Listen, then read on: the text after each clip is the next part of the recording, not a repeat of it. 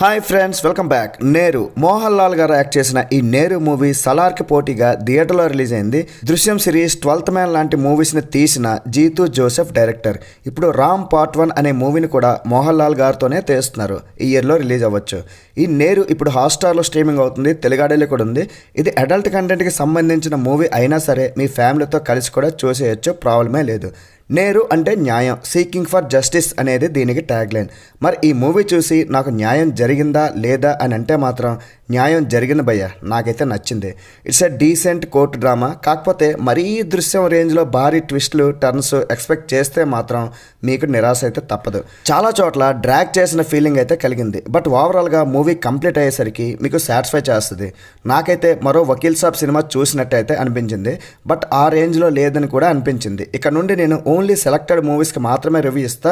అవి కూడా ఇలాంటి Telugu dubbing movies and thrillers, తెలుగులో డబ్ అయిన English movies. Telugu movie reviews ఇవ్వడానికి చాలామంది ఉన్నారు కదా, అన్నీ చేసుకుని వెళ్ళడం కూడా అసాధ్యం అనుకోండి.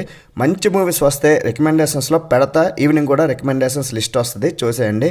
కంప్లీట్ రివ్యూలోకి వెళ్లే ముందు ప్లస్లు మైనస్లు ఇవన్నీ తెలుసుకునే ముందు ప్లాట్ ఏంటో చూద్దాం. సారా అనే ఒక అమ్మాయి అంధురాలు, కానీ తండ్రి ద్వారా బొమ్మలు తయారు చేయడం నేర్చుకుంటుంది. ఒకరోజు సారాని మైకెల్ అనే కుర్రాడు రేప్ చేస్తాడు. బొమ్మలు తయారు చేయడం వచ్చిన సారా మైకెల్ బొమ్మ తయారు చేస్తే ఆ కుర్రాడు పోలీసులకు దొరికిపోతాడు. వాళ్ళ నాన్న పెద్ద బిజినెస్ మ్యాన్ కాబట్టి కొడుకుని రేప్ కేసు నుండి బయట పెట్టాలని చూస్తాడు. అప్పుడే మన వకీల్ సాబ్ సినిమాలో పవన్ కళ్యాణ్ల విజయ్ మోహన్ అలియాస్ మోహన్ లాల్ గారు వస్తారు. తర్వాత ఏమైంది అనేదే మిగతా స్టోరీ. అమ్మాయిని రేప్ చేయడం అన్న కాన్సెప్ట్ ఏ మూవీతోనే ఉంటుంది. కాకపోతే ఇక్కడ గుడ్ అమ్మాయిని రేప్ చేయడం అనే కాన్సెప్ట్ కొత్తగా ఉంది. ఈ జీతూ జోసెఫ్ మూవీస్ అన్నీ కూడా ఒక డబ్బున్నోడిని ఒక పేదవాడు ఎదిరించడం అనే కాన్సెప్ట్ కూడా ఉంటుంది. కోర్ట్ రూమ్ డ్రామా అంతా కూడా వకీల్ సాబ్ సినిమాలో లాగానే ఎత్తులుగా పైరెత్తులు వేయడం, అబద్ధాలతో కేసులు గెలవాలనుకునే ఇంకొక లాయర్, నిజం కోసం పోరాడే మన హీరో, ఇవన్నీ కూడా మీకు థ్రిల్లింగ్గా అనిపిస్తాయి. క్వశ్చన్ అండ్ ఆన్సర్ టైప్లో ఉంటుంది మూవీ అంతా కూడా.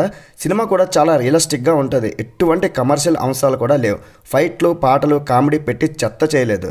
ఇక మోహన్ లాల్ గారు యాక్టింగ్ గురించి నేనేం మాట్లాడతా, అంత అనుభవం కూడా లేదు మనకి. ఇరగదీశారని చెప్పొచ్చు. హీరోయిజాన్ని కూడా చాలా డిఫరెంట్గా చూపించారు. ప్రియమణి గారికి కూడా ఒక మంచి రోల్ దొరికింది.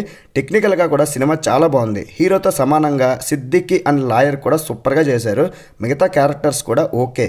కానీ కోర్ట్ రూమ్ డ్రామా ఎంగేజింగ్గా ఉంటే ఇంకా బాగుంది అనిపించింది.